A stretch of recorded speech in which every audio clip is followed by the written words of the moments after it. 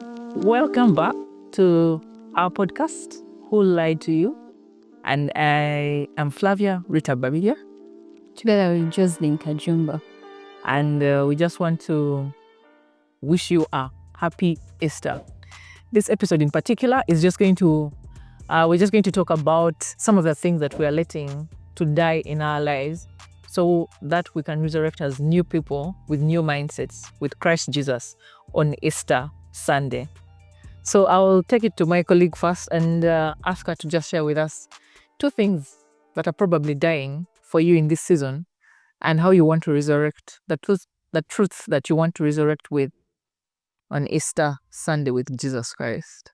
Well, the two things that are dying, one would be what's the world called people pleasing, but then it's for me it's more of showing up as the world expects me to show up, the way society expects me to show up, the way the school system expects me to show up, the way family, friends expect you to show up, and forgetting how God expects you to show up. Sure. Because it is written in his word in Jeremiah 1:5 that I knew you before you were born, before I formed you, I knew you and I set you apart. So just going back to his word, going back to my creator and showing up as he expects me to show up. So what does he say? I can do anything exceedingly above and beyond. That means I have the potential to do anything that I put my mind to, knowing that life and death on my, my tongue. So that means that I have to say, I have to speak what I want to see. I have to move the way I want to be seen, reflected as the Jocelyn that God had in mind when he created me, before he even created me. Yeah. That would be the first one. The second one would be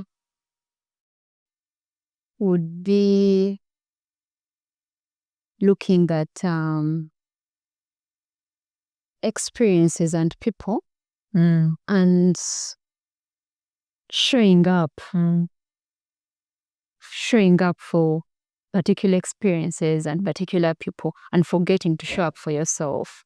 So if you have a friend and they need you at a particular time, but then you're so tired, like you really want to sleep, and then you're like, let me just go and show up. Share your experience. Break it down for us. We need to understand this game. Is that necessary? Yes, it is. And yeah, because I'm sure we've all gone through it. Anyway, yeah. There's a time I wasn't feeling well. Like I was running on fumes. I was really tired. My body was under stress. I was under a huge amount of stress from work, but also personal. And also I wasn't feeling well towards that time. Do you know what I mean? Yes, I do. Yeah. So I just wanted to be in bed and rest and have a pity party for myself until I feel better. And my friend is like, I'm not well. I'm not feeling well. I'm not, like, she was crying. She was wailing over the phone. I'm like, it's okay. Where are you right now? What do you need right now? Yeah. Because that's what I normally ask my friends. I'm like, right in this moment, what can I do? Yeah, what is it that you need right now? Because some people just want you to listen and they vent, and then but she told me that I need you to come and be with me. So it was a bit late. Well, my kind of late, because I'm normally in the house early. So I go up and I go to her place and I'm there with her and I show up, like I cook, because I knew she wasn't going to cook anyway. So, and I love cooking. So I do like 3 dishes for her that she can keep on, microwaving and preparing. I help organize the place for her and I'm like, okay, now what do you need right now? She's like, this is what I needed. Oh, yeah. But remember, I wasn't feeling well. Yes. So yeah, I also had I had to tell her that, what, I'm also not well. So, and tomorrow I have to go to work. So let me get home. She's like, thank you so much. Thank you so much. So fast forward, putting in the spot. Table stand. Yeah, table stand, and well, I'm going through something personal, and I wasn't able to show up for her this time the way she wanted me to show up for her. Yeah. And because it was something personal, it had to do with someone very close to me, so I had to show up for them more than her. Yeah. And she didn't take it very well. She didn't take it nicely, and the communication kept on, was a bit, foggy, and yeah. And in my mind, I'm like, but I had this conversation with you. Like, we talked about this. I told you this is priority. Not that you don't matter, but in this moment, This is priority. this is different. And I'll get to you. I'll get you when I get to you. And for lack of a better word, sort of narcissistic behavior of me, like self, So I'm learning, or I have learned, that I am showing up for myself. What matters to me is what I'm going to do. Like, because if I Let me ask a small question there. Did you need her to show up for you as well, and she didn't come to know? no. Okay. She wanted me to show up for her, Regardless of what what was going on with me. Yes. Okay. Yeah. So, and I told her I could not do that because, like, we had already had this conversation. So, moving forward, what is dying is just in showing up for Other people first. and showing up for herself. What matters to me. Yeah. So if I need to have that sleep, I will sleep. If I'm very tired, and because I'm that person who will be with you on phone until you feel like We've talked enough. and yeah, it does not matter. I mean, though I'm sleepy, I will be, and I'm like, okay, well, like, it's okay. Your feelings are validated. It is okay to feel like that. But right now, I will have that sleep. You will not call me. If it's an emergency, call the police. I am not The police does not help your house. That the police does not sleep at my house. So find your way to accommodate yourself, because Jocelyn is going to be accommodating herself. Because also in the Bible, Jesus went to have some quiet time. Yeah, to go to the mountain, and he had his time alone with his Father. Yes. Without the disciples, even without his best friends. Apart from that time when he asked them to come with him. Yes, the three of them. But we were talking earlier, and you were telling me a full cup. Yes. So I was giving from an empty cup, because I also needed the sleep. I also needed the rest. It may not be sleep for you, it may be something else. But for me, I was probably half full. The glass was half full.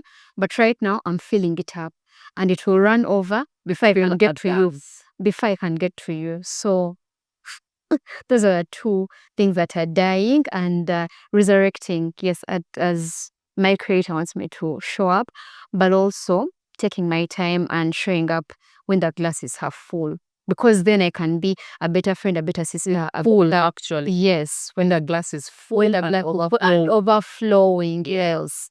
Yeah. If it's not overflowing, I'm not showing up.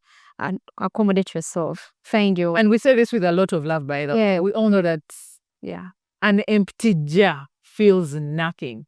So if she says she's showing up for herself more, it's really in a good heart, in a good spirit, that Similar way she feels herself first, so that she can now show up full for you and help you and stand with you better. Yes, so because we get somewhere, and then we want to pick others and bring them along. The load becomes heavier. Yeah. I totally relate with you. I think that's the point I came from to become a self-care coach. I had emptied my cup so many times for so many people. My firstborn, my children, my family, my siblings, being a firstborn daughter. So you fill your cup and empty it in so many places. You realize for yourself you're empty. You go back, and in your bed you're feeling so empty because you didn't do just one thing that fills you up, or maybe a few things that fill you up, so that you can show up better for other people. So I totally stand with you. I'm with you. I'm in your corner. Yeah. Yes, I yes. am not the police. You are not the police, definitely. Yeah. Flavia, what is dying? What is dying in this season of Easter? For me, what is dying? I will still copy from you. Showing up as God wants me to. That is one thing for me that I've loved that you've mentioned. But in there, I've also realized that the thing that I'm going to let die in this season is thinking, or the lie that I've believed, thinking that hard work will make me what I want to be in this life. Have all that I want, be successful in whatever I do and all. I've come to believe that it's not just hard work. Yeah, it is not just hard work. Earlier this year, and I remember telling myself and my accountability partner, we had a meeting. And he asked me, what are your goals for this year? And I looked him in the face and told him, resting is my goal. You've been saying that a lot. Yeah, resting this year for me is my goal. I realized You've been vocal about that word. About resting. It's the word God gave me at the beginning of the year, that rest. And over the time, I've learned what rest actually means. It's more than just sleeping. It's more than just resting, taking naps and all. There's spiritual rest, there's physical rest, there's mental rest. But best of all is the spiritual rest, resting in God and all. So for me, that has been major for me. So as I was saying earlier, most of the things that I've achieved in this life, I've realized I've achieved them from a place of burnout. This year, I decided and said, I am tired of achieving things from a place of burnout. I now want to start achieving from a place of rest. How is that going? Oh, it's amazing. It's amazing. Yes, certain things are opening up for me now that I have taken some rest for about 2 months. Yes. And Flavia, you've been resting almost a whole year. yes, since I have started, I decided I will not achieve from a burnout. I will achieve from a point of rest. For those who don't follow Flavia, check out your self-care port and see how this girl rests. I have been very, very, very, very intentional about it. And I thank God. In this resting, like we've said, it's not just sleep. Yeah. I've given more time to God. I've given more time to myself to rest mentally.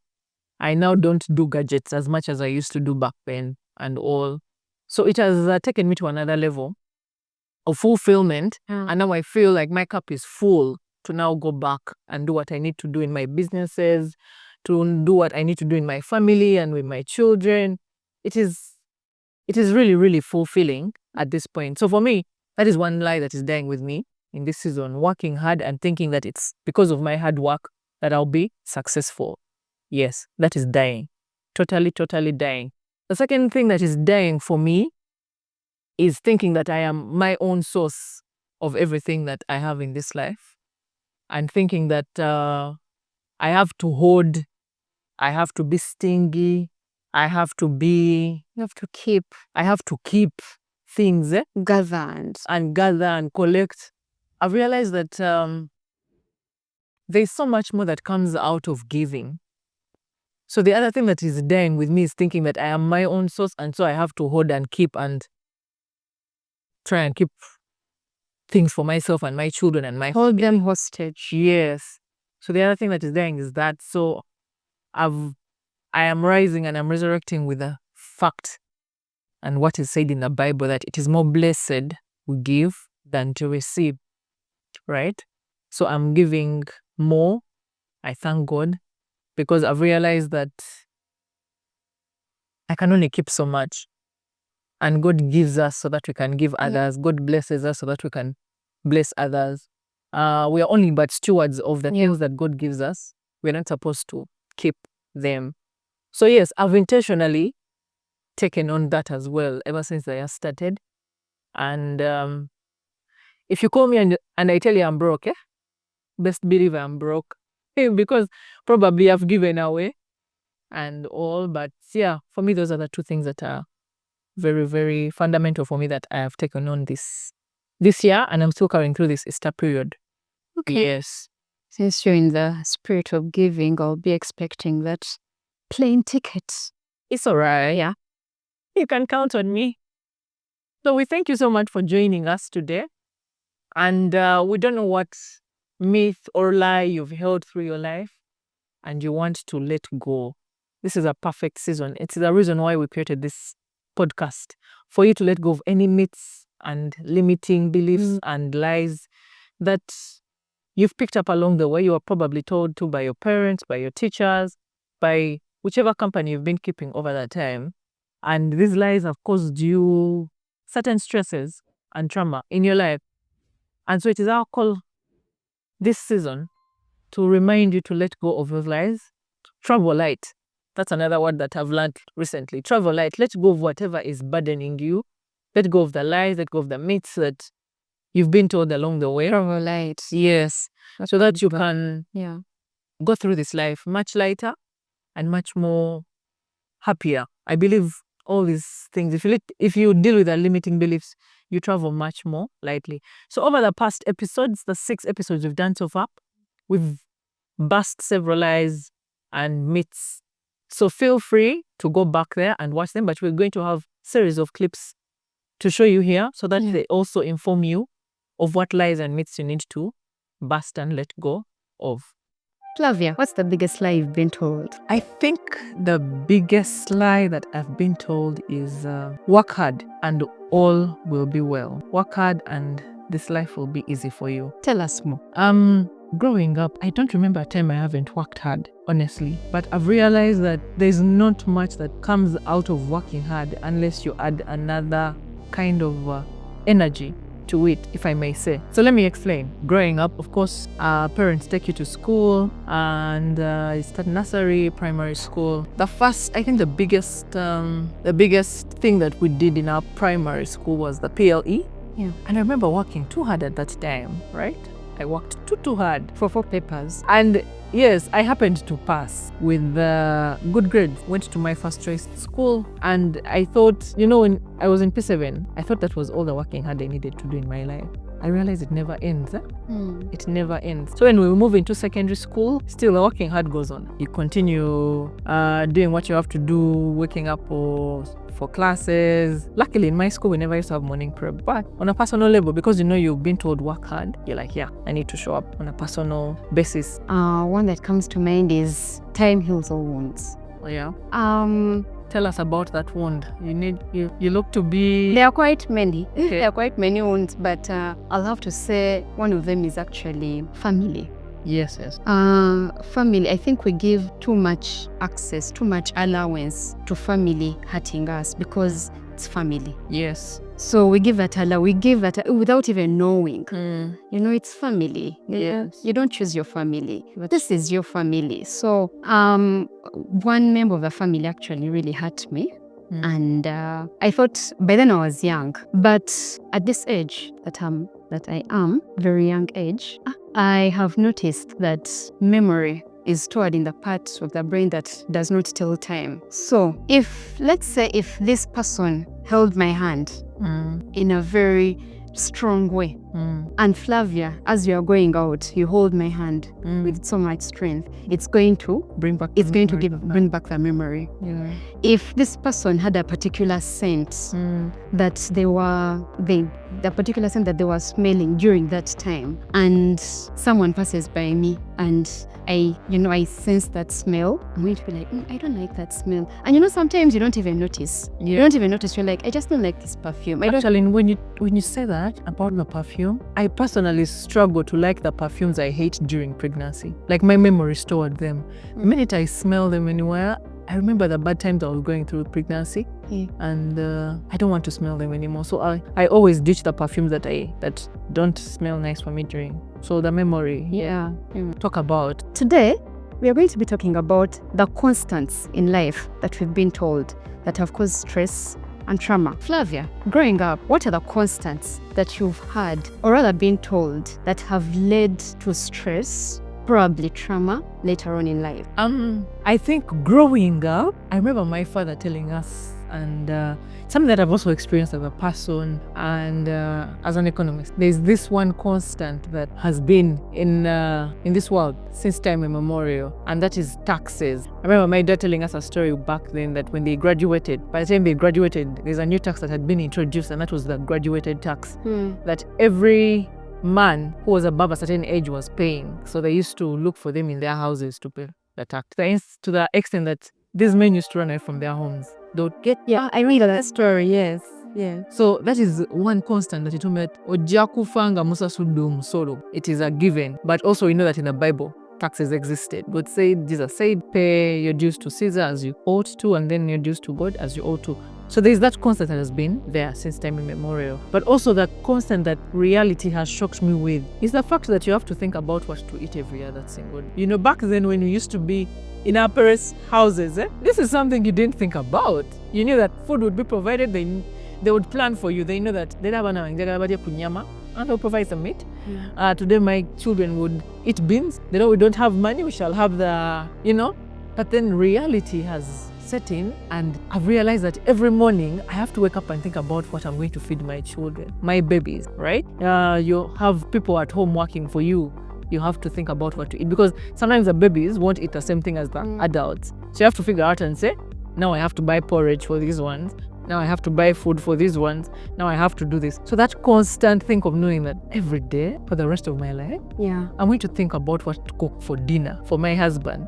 I'm going to have to think about food for I know for sure that one of the lies that people move with into relationships is love is enough. As a married woman, as a person who has been through it, one thing for sure is that love is not enough, my dears. When you're getting into a relationship, when you're getting into a marriage, anything serious, or even just friendships, love is not enough. There's so many other things that come into our relationships, be it friendships, be it more serious relationships like marriages, that make you realize that love is not enough. And after you've hit certain walls, maybe relationships have ended, maybe marriages have ended, maybe marriages have broken, you realize that love is fickle.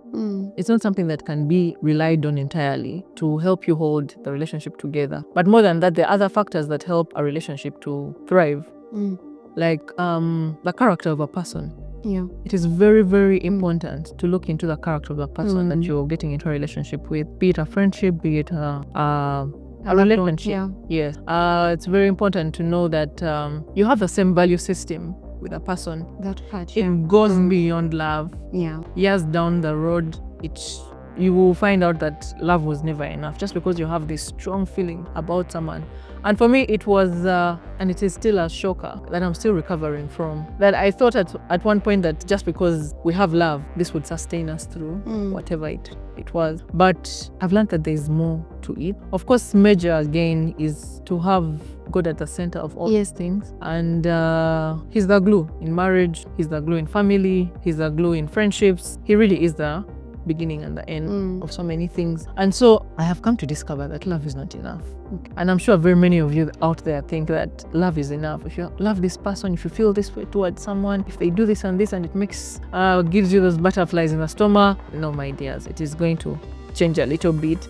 So that is something else I wanted to just people every other day of my life. For me, that was one thing that really blew me out in this adulthood. But as life is, or as life has been over the previous years, I've realized that there's a constant as well that has followed me around ever since about 10 years ago when I came out of school, and that is stress. Like we've said, that when you're still under your parents' care, this is something that they don't warn you about, they don't prepare you for, something that doesn't even cross your mind that maybe one day I'll be on my own to figure out this life. So the one constant that has stuck by me now, 10 years down the road of doing life alone, has been stress. Every other day, you're going to encounter something that needs you to approach it with all the maturity that you have in you, that needs you to think of a solution, that needs you to provide solutions to people, that needs you to think out of the box and give a way forward. So for me, that has been a very, very big constant. Well, thankfully, you are a stress and care coach.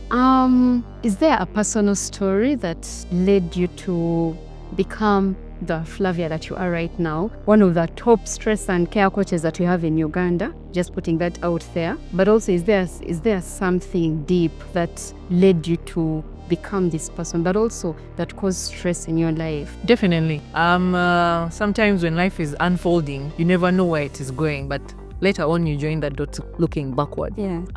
As Flavia, my life is very synonymous with stress, I should say. For the fact that I have a full-time job, I have children to cater to, I have a family and home to run, I have 2-3 businesses to run. It is a whole cake of stress, I should say. And one thing that really drew me in to become a stress care coach was the fact that I went through a bad burnout. In 2021, when I had just started business, I remember by then I had a job still. Then in the evening, I would go home, make products, prepare orders for clients, and then I would sleep maybe midnight. I would be up by 4 and then have to prepare for work, have to prepare orders I'm going to move it to town and all that. So that caused a certain cycle of stress. And I remember by then my baby was just about a year. Yes, my baby was about a year or 2. And so she still needed me. Yeah. So I was giving myself, Me. yes, I was giving myself 110% to the business, and then I was giving myself maybe 70-80% at work, and I was giving myself to the family, Yeah. another 100%, and You are drained. I was really drained. I remember it took me about 9 months to recover from that burnout. Oh, wow. It took me about 9 severe months of recovery, and during that time I remember I disliked all the things that I had loved before, including my baby, including my home, including my businesses that I'd actually invested so much of myself into. So I realized that there is this one constant. It's not exceptional to me. Yeah.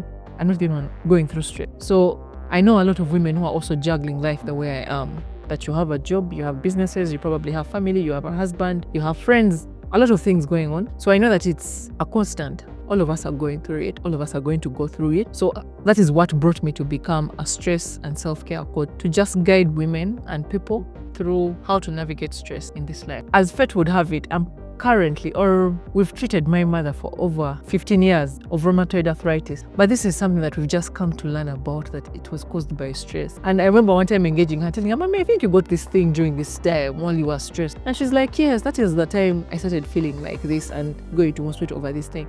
So I've learned that what we keep in, the emotions we keep in, the stress we keep in, if we don't express them, if we don't express our emotions, if we don't express our anger, if we don't express our worries, if we don't let anxiety go, it affects our bodily systems. Yeah. It really does affect. So it is important to remember to learn how to manage stress and let it out. Yeah. Find ways of releasing the stress so that it doesn't eat you up. Otherwise, the blood pressures we're hearing about, it is all stress. The heart attacks, the cardiac arrests, there's too much. Yeah. There's too much. So we need to find ways of releasing and making sure that we're not damaging ourselves, but rather helping ourselves live longer and better. We are today talking about stress and trauma and the small and big things that cause stress and trauma. So just take us through. We're going to have a little bit of a discussion here. Take us through those small events that may have happened in our lives earlier, could be in our childhood, could be along the way as we're growing up, that we probably minimized back then, but now they've crept up on us and are showing up in our lives as trauma carried from way back. Well, I'll talk about my own personal experiences. Yeah. With work, I have noticed that in most cases when I'm going to, let's say, have a big meeting, or when I'm going to do a presentation, there's sometimes I get sweaty palms, there's sometimes my stomach pains me. But also when I'm in spaces of speaking, I get mute, something we call selective mutism, because at a certain point in childhood, when I wanted to express myself, someone told me, "Don't talk. What do you have to say? What do you know?" I was shut down. I was neglected. So in these moments when, let's say, I'm in a meeting or I have to present, I noticed that my body is going back to the 4-year-old or the 5-year-old who was being told, "Don't talk, what do you have to say?" So things like that, and that has to do with within the work environment. But then talk about relationships. There are different types of relationship styles. There's a anxious style, but then there's also avoidant style. So the anxious style is when, someone is too clingy, someone wants to be validated all the time, they want to be told, they want to be affirmed. So those are some of the examples that someone who has the anxious style goes through during a relationship. But with avoidant, this is the type of relationship where someone, does not deal with the issues. Let's say things like, you don't call me back, and then I don't want to find out why didn't you call me back. Things like, you had an argument with someone and I was watching, but then I don't want to know what was the argument about because I'm avoidant, because I know if I ask, you're probably going to lie to me, you're going to dismiss me. So such things in your work relationship, but also in relationships as well, love relationships and friendship relationships, these are some of the signs that creep up for us to know that you're actually traumatized. Oh yeah, that is very well said. I think as Flavia, I've also realized that sometimes the things that I do are just trauma responses to the things that I went through while growing up. Personally, being a first daughter in a family of 5, I was left to take care of my siblings, and now I've grown up to become so hyper independent because I'm not anyone who used to take care of them, so I can do these things on my own. I've also realized that back then I used to be a loner in a family of 5 children. My 2 brothers were very close, and then my 2 young sisters were close. So me being a middle child, I never really had anyone I used to be attached to, and so I remember I used to be very attached to my dad because the rest of them were very close to each other. Yes, and so I've realized that in my adulthood, it has crept up on me as a very independent person. I know that if I set my mind to doing something, I can get it done on my own. It's now after going through a burnout and going through all these other stresses that I've realized now I need to step back a little bit and let people also do what they need to do, help me out and all those kind of things. So I totally understand when you say that these things indeed creep up on us, but these are small things that we used to never really think that they would creep up on us in our adulthood. I've also heard of mothers who become very unattached to their children because of the pain they went through during childbirth and all those kind of things. So usually we think that it's big events such as the death of a loved one, loss of a job, maybe going through a bad relationship. It doesn't have to be these small, tiny relationships that may end, or maybe even friendships. We see them as very small and we don't think that they will actually affect us later. But however small, they still affect us. They do. Also the big things indeed affect us. There's a certain system in the brain. So when you're awake, it is sleeping. And when you're sleeping, it's awake. So when you're sleeping, it cleans out the junk that you've got during the day. So it could be doubt, burnout, all these things that are stored in the brain. So if you do not get enough sleep, then definitely we are going to have mental health issues, you're going to have insomnia. And the cleaning, let me call it the cleaning crew of the brain, takes about 8 hours. That's why they normally say it's good for you to sleep for 8 hours, because the cleaning crew in the brain does the cleaning to those 8 hours. Yes. So it's very important to sleep. It is very important to sleep. It is very important to eat well, because the right nutrients boost your immunity. And your immunity can fight off these chronic diseases, can fight off mental health issues. The main thing, the most important thing is environment. Who are you surrounding yourself around? Because the environment is very toxic. Our bodies are like sponges.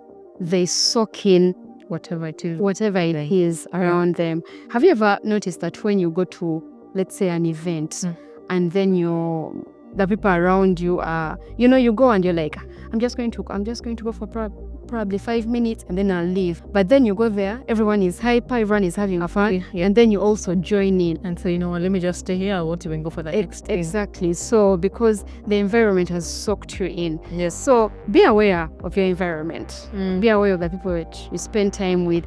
Be aware of what you scroll. Yes. On your phone. Is very important. Be aware with the information that you're putting in. Yes, that's true. Today, we shall be talking about a very close lie that is very dear to our hearts. And the lie is, women are only made for the kitchen. Flavia, what can you tell us about this life growing up, being raised by the Buganda culture, or tell us more about this lie and how it affected you.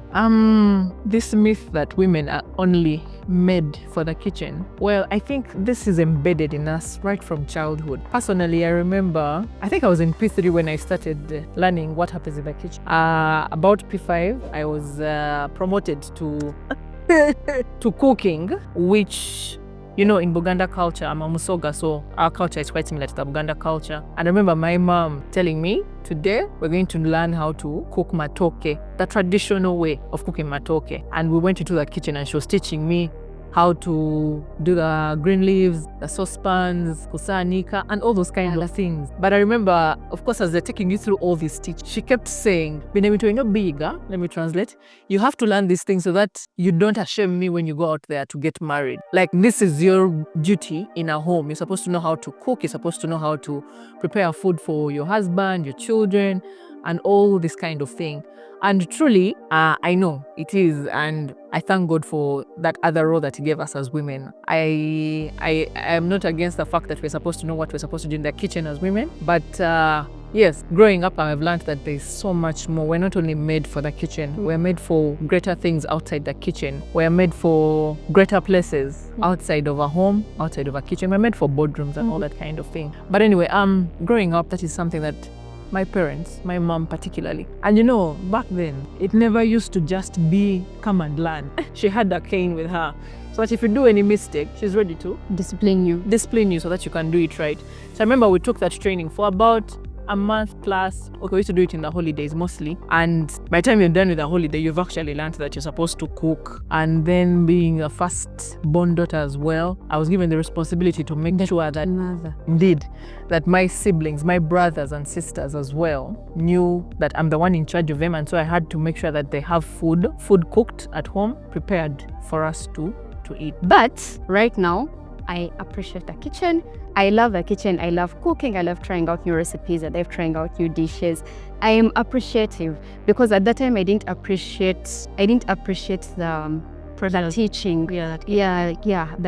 But then right now I'm appreciative of how I cook, of the love I have for cooking, of the food that I cook for myself. But I know that I am more than just in the kitchen. Yeah. I know I've been called to do a much higher purpose. Yeah. I know that there is more for me than just Being in the kitchen. than just spoons and saucepans. So I know that my mind is destined for greater. I know I can come up with solutions. I know, and I'm glad that I'm actually in my purpose. I'm living my purpose. So do you know any women out there that are not just in the kitchen but are actually changing the myth of women being in the kitchen? Definitely. There are lots of women. We really know now that women have proven that we're more than just kitchen people, that we can do mightier things outside the kitchen.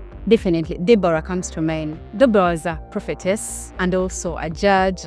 She actually had the voice of the Lord and used that to be a judge, to be one of the greatest judge that we have in the Bible. So absolutely, from time immemorial, women are not only supposed to be in the kitchen. Yeah, there's greater purpose. There's more to the kitchen. There's more to the spoons and the forks. Yeah, and the plates. We know that there are some queens in the Bible, right? Queen Sheba, Queen Esther. These were also women. So they went beyond their role of just being kitchen people, but also did mighty things with their role as women and all that. But those are big posts. Those are the high-end posts. We know that for me, personally, it's very amazing every time I see a woman doing something that has been, since time immemorial, excluded to be for men, right? We usually talk about back then there were no engineers that were women. There were some roles that were taken to be for men. Yeah. I think I've also heard this in the hospital. I think I've seen a meme somewhere on TikTok, I think, where a doctor who happens to be a complained about being called nurse. You know, I think In hospitals, we know that even when women show up as doctors, we are so used to this thing of calling them nurses because they think they can't actually be the doctors. So when they come in, you're calling them nurse, and then tells you, no, I'm actually Dr. Penina. And you're in shock. I'm Dr. Angela, and you're in shock. So For me, it's amazing to see that some of the roles that were still excluded for men, women are doing them. Let's get to the bottom of the pyramid, actually. I'm sure you've seen female taxi driver. Have you? I've actually seen conductors. Recently, I saw a female truck driver on my travel, and I was amazed. I actually told the person I was with, that's a female truck driver, like she's driving a truck. She's like, yeah, women here drive truck. I was amazed. I also have a friend, she learned how to drive from Kenya, so far she knows how to drive a truck. Her permit actually allows her to drive truck, and she's one of those people that I always call up to help me drive in case I have long journeys, because I know she is she can do it. She has been trained to do it, and so she can actually do something that has been excluded for men. I remember there's even a time a story ran in newspapers. I think these were people who were amazed at the fact that a woman was driving a Sino truck, this construction truck. And I remember they interviewed her. I remember reading that interview because I was still amazed that a woman can actually do. Speaking of which, a pilot. I've seen a woman pilot like you. Uganda one pilot. Yes. And there's a lover. I've forgotten her name, but she's all over. She's doing interviews and she's talking about her story as a woman and how she's taking over this whole pilot thing as a woman and the challenges she has met. So you're right. Women can do way more than the whole kitchen much. Yeah. We can really do so much more. And you see, the reason why they have the spotlight is because they are standing out in a field where they are not Exactly. So you're saying that female pilot is getting so many interviews because of that. When I saw that interview about the lady who was driving a construction truck, I was like, wow. But the spotlight also came to her because she was saying something that has been reserved for men. Then when I saw, I think I've seen also one interview, or I've seen safe border advertising, women, female border drivers. So it's amazing. It is really, really amazing to see that women are doing more than just being in the kitchen. And not just in the high posts like we've talked about in boardrooms, being CEOs and all this kind of thing. Even for the low jobs, we are seeing women still taking them on. Because you realize at the end of the day, you need to survive anyway. Yeah. And the new generation requires us to actually work and not just wait for other people.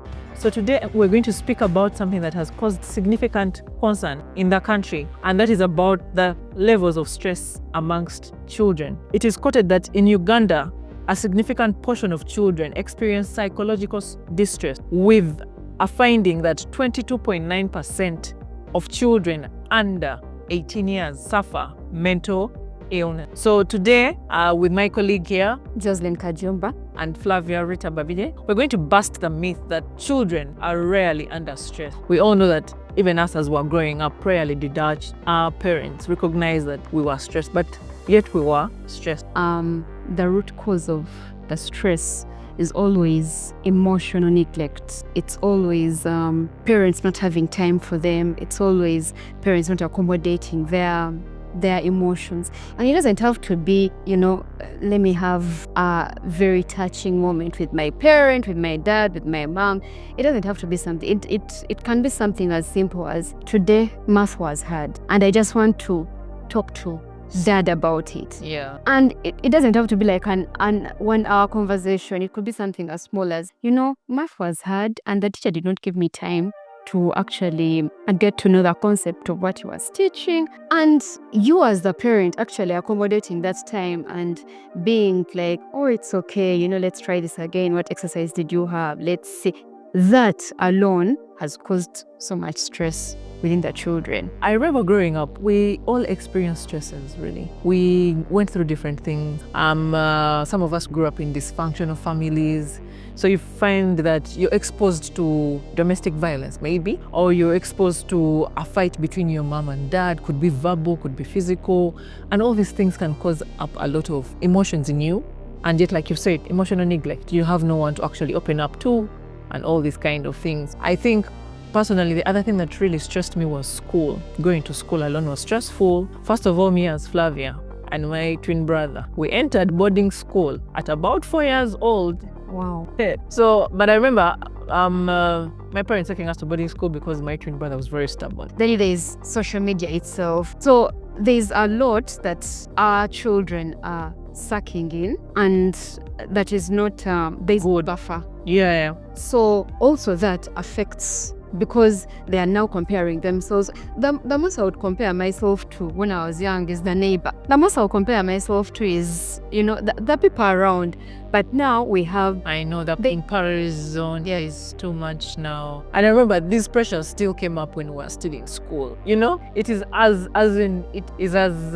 well known there that you and I can't have the same thing. Yeah. You and I can't look similar in any way. You and I come from different backgrounds and different families, come from different financial statuses and all. But the comparison has always been there. And I think it is worse now with the information overload that you're talking about. And so it has caused a lot of stress among children. And it is eating them away, unfortunately. Yeah, so there's a lot of things in schools that is happening, I think, but that as parents we can do something about, but also we need to build our children with some mental resilience against these things. Let's talk about the adolescence, actually. Now that you speak about comparison, beyond the money, the schools we've come from, the families we've come from, oh dear, adolescence was one stressful time point. Yeah. Yes, it was a stressful time in its own way. I remember, like we said, comparison. Yeah. You reach P5, P6, your friends have grown boob, Yeah. The same, and then you realize that, am I normal? Me, I don't have boobs yet. I remember at that time actually buying boob tubes. My mom would give me money to go and do something else, and you buy boob tube. And I would end up using it, but also make sure that I save some money, even if it's just for one boob tube. Yes. Just to feel that I have boobs as well. Yes. And so comparison, can cause stress. I know that also among men. Yeah. When you don't get that deep voice. Exactly. That beard. Exactly. Some people use what? Silver nitrate. Some boys use silver nitrate to get the O and whatever. The comparison that you go into your corner alone. I think, the other one has beards. Me, I don't have. The other one has boobs. Me, I don't have. The other one probably has grown a bum. Me, I don't have. Like, these things are normal. Actually, for the boys, I think they even make fun of you when you don't have that deep voice. Exactly. And that can be stressful. Definitely. Yeah. So stress comes from so many things around us, and we need to watch out for our children. We need to be there for them and not neglect them emotionally just because we are providing the physical needs and all that. For me as a parent, I know that sometimes I need to put my busy schedules aside and sit with my girls and just talk about whatever happened at school or happened at home while I was not there. And all because, like you said, a lot of us were emotionally neglected back then. But I think that's because our parents didn't know how to also express their emotions. They hadn't learned how to, and they were told that maybe you don't show emotions, you look weak. So we give them some grace over that. But for us, now that we know better, we definitely can do better. Yes. We need to do better. So for me, that is eye-opening. Because actually, the trade-off, what you're talking about, the parent, the trade-off is expensive. Very. Because you're trying to finish this project at work. Yeah. But then you're missing your child's steps. Yeah. You're trying to have this meeting and you're being an excellent person at what you're doing. In the office. But then when you get home, you may miss helping your child with home. So we definitely understand with that trade-off is very expensive. It's very expensive and emotionally taxing. But it's better than treating your child of an addiction. Yes. Later on in life. Absolutely. Yeah. It's better than treating your child of mental illness and physical illnesses, whatever may come up later on in life. I've come to find that there's nothing as good as good health. When you have health, you can do so much with yourself. But if you don't have it, so in light of that, we need to actually be accommodative and remember to. So what are those things you would tell parents out there to do better for their children? Give us some solutions, maybe what you've seen that has worked, and to prevent this stress and the trauma that we are. Find out what your child likes doing, loves doing, not what you love doing. Because some parents love watching football and then they force their children to love the same sport, the same team. You find the dad and the son wearing the same jerseys. Yeah. Find out what your child loves. Go and spend time with them. Go do it with them. That's one of the first things I would recommend. The second thing would be actually make time out of your busy schedule. Make time, even though it's just 5 minutes. Talk to your child. Tell them, how was your day today? Yeah. What happened? Tell me about your friends. Tell me about, it doesn't have to be a lengthy conversation. Just even the child knowing that, oh, dad, mom, or any caretaker, the guardian wants to know how my day went. That alone is healing. Because, at the end of the day, we don't have great men, because no one is born a man. We have great boys who grow up into great men. And We have great girls who grow up into great ladies. So at the end of the day, we need to just make time and accommodate their emotions. Sometimes maybe they just want to play doodle. Sometimes they just want to play snakes and ladders. But spend time with them, just spend time with them, play with them, talk to them, and actually find out, genuinely be open to listening to whatever they want to talk about. Genuinely, don't just listen and talk over them, but actually hear and listen what they're trying to say. Give them time, accommodate their emotions. Yes. Wow, amazing. The other, when you talk about spending time, yes, I totally agree with that. I think that is something that growing up I experienced. I was lucky that at a certain point, or even before, my dad had businesses. So he made it a point that every time we're on holiday, he took leave. Oh, that was He took leave from work. That's a very good dad. He took leave from work and made sure he stays home with us. Wow. Brought us tutors, brought us all kinds of people to teach us and go through homework and teach us things that were maybe not being done well at school. And so I appreciated that. Now that I have children, I'm also saying, you know what? Yes. Yeah. First leave the tutor thing. The whole thought of take leave. Yes. You know that I am taking leave during holidays to just spend it with my children at home. For me, that was amazing. When I remember that, I know that I'm waiting for my girls to grow. Yeah. When they start holidays, and those long holidays of probably 3 weeks or a month, I'll make sure I take my leave for them and stay at home with them and be with them, be present, really. I remember my dad doing that, and now, years later, it makes so much sense. But I remember as well that growing up, the minute you had your parents at home, that will not be a very good day, Yeah. Because, they're going to be looking out for what have you done wrong, what have you done here, what have you done, all these kind of things. So the environment alone can become very tense up. Yes. And we all know that people even make this joke and say that the minute they had their parents' car putting at my gate, they would run to their bedrooms, Map to everyone, yes. What have you done? Arranged a place. Exactly. So it brought that as well, but the bigger picture was that he was actually doing this for us. So the environment is definitely something that is important as well. We can't take it out. So I know that there's a statistic about how the environment affects children, and we've also seen it. Our environment really affects a lot of things in us. So as a child neuropsychologist, please take us through what that is about. So there was a study that was done in the 1990s where they took 17,000 children, and these children had been exposed to what we call adverse childhood experiences. So I'll just read this because I don't want to get the statistic wrong. There was adverse childhood experiences. It was a study that was done by Dr. Vince Filitti at Kaiser and Dr. Bob Ander at the CDC. And together they asked 17,000 children about their history to the exposure. Listen, I said exposure. So that doesn't mean that it must have happened to you, but if you are exposed to it, if you saw it, if you had it, that means you're also affected. Exposure to what we call ACEs, and these include physical, emotional, or sexual abuse, physical, emotional neglect, parental mental illness, substance dependence, separation, or violence. For every yes that you got on your ACE score, it was correlated to the health outcomes. They found out that ACEs are very common. 67%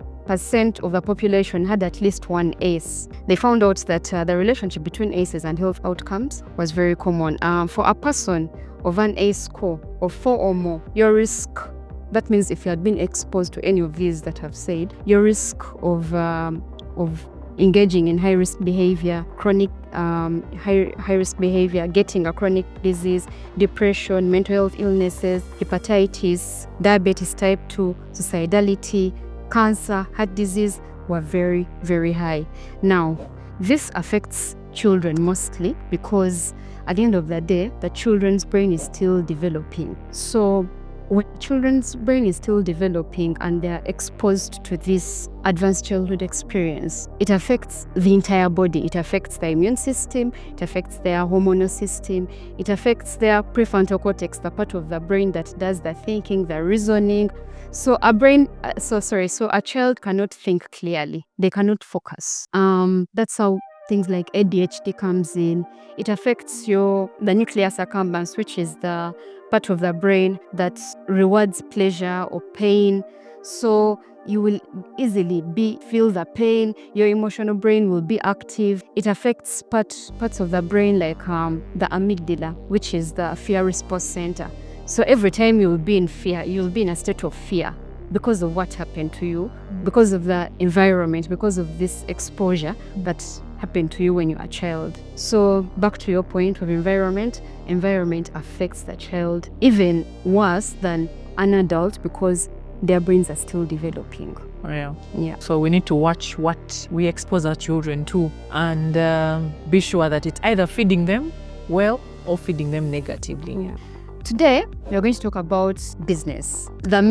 We are going to bust the myth of businesses are for those people that did not go to school. If you relate with this, please, like we said, like, share, comment. So Flavia, about this myth, about businesses are for people who did not go to school. Growing up, what did you hear about businesses? Thank you so much. Growing up, yes, something I heard about businesses was businesses are for people who didn't really go to school, the uneducated kind of people. And I think that is one of the things that pushed our parents to take us to school. I think back then probably there were not so many schools as there are right now. Yeah.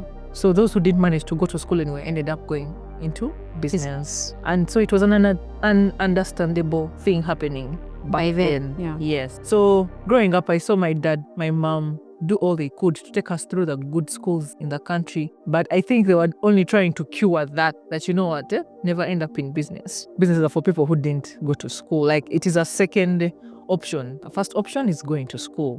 When you fail to go to school, then you can run to business as a second alternative. So I know that for sure it is a myth that has been told several times, not only to us, but to so many other people out there, especially those in our age bracket. Yeah. Yes. And bringing it to the current situation, when I started my business about 4 years ago, that is something that I struggled with. You know, I didn't want to come out and announce that I'm doing businesses or that I've started a business, A, B, and C. I remember I did about 2 businesses in hiding. Okay, not really in hiding, but I never really went out to announce them the way I've announced these other businesses I've done the past 4 years. But what was really holding me back was because of that myth that, you know what, businesses are don't really go out there in the business world. So I remember holding back. I did 2-3 businesses before these other ones that I've done, but I would rarely advertise. I would rarely talk about them. I wasn't so proud of myself doing them because at the back of my mind, businesses are for uneducated people. And today, as we bust this myth, the people I'm really speaking to and the people we really want to speak to are those who are chasing careers. You've probably gotten a job and you want to run a side business. Yeah. But you're stuck up with this thing of, how do they see me? Doing a business. Like, how can they see me? But also for those people who are looking for jobs or to tell you that you can release yourself from this myth. You can release yourself from this lie that businesses are just for people who didn't go to school. So for me, that has been my experience. And I'm happy that we're talking about this today. Yes. Actually, earlier on, when someone told me they're doing business, my mind would go, failure. Yeah. Failure in life. So actually, you would even talk about this person that mwenye atandika kukola business. Kisa wasi the is mwenye atandika business. Like, Adiyo, yeah. Adiyo, Idiba. And you're like, but actually thinking that business is like a shortcut, but not knowing that the 9 to 5 is the easy part. Oh yeah. The business, you have to, it's 24/7. Yes, you have to. You have about it. Exactly that. Where am I going to get the clients? Where am I going to? It's in the money. First thing it to supply. Yeah. So to all the businessmen and women out there, props. Yeah. So I feel like the generation we're living in now, we need to move past that Yeah. myth. We need to look at it as something that anyone can do, both educated and uneducated. But however, of recent, we see more affluent people actually doing businesses. Yeah. You know, sometimes when I hear of a person and they're announcing as the CEO of a certain company, and this company is probably not theirs. Let me talk about the CEOs of banks. We know that these banks, they are owned by some rich men somewhere probably, or an organization or a church. Yeah. They're not owned by the CEO. No. So sometimes when they announce a CEO of a certain bank, I'm like, okay. Then they announce Flavia as the CEO. I'm like, okay, now there's a difference, you know? Yeah. This is actually my company. I'm not doing this for someone else, you know? So for me, I've switched that to that. I've switched that myth or that entire statement to look at myself as, wow, you're actually building something for yourself, you know? You're not building someone else's thing. You've not been hired to build another person's dream, like they say. So for me, it's encouraging. It's really encouraging. It should be encouraging. And for me, it has helped me move past the fear of Banda Babacha, doing a career and then also running businesses. I'm like, you know what? I am building my thing. I am building my own businesses.